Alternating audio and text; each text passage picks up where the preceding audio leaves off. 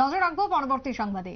আরজিকর ঘটনার প্রতিবাদ এই রাজ্যের বুকে প্রতিবাদ জানালো শিল্পী সংস্কৃতি এবং বুদ্ধিজীবী মহলের একাংশ, যেখানে রাজ্যের বুকে আজকে প্রতিবাদ মিছিল বের হয় শহর আগরতলার বুকে। অভিজিৎ শিক্ষকদের হত্যাকাণ্ডের প্রতিবাদ জানিয়েছে আজকের এই মিছিল।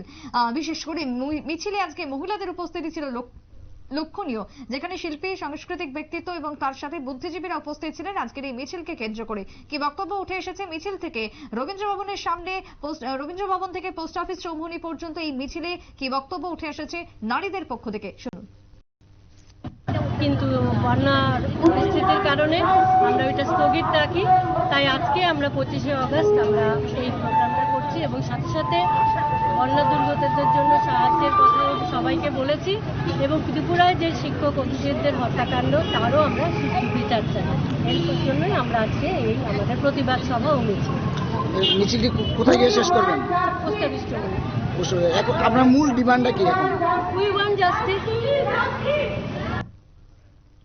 আপনারা শুনলেন সংশ্লিষ্ট নারীর, সংশ্লিষ্ট মহিলার বক্তব্য। তবে একটাই দাবি, উই ওয়ান্ট জাস্টিস।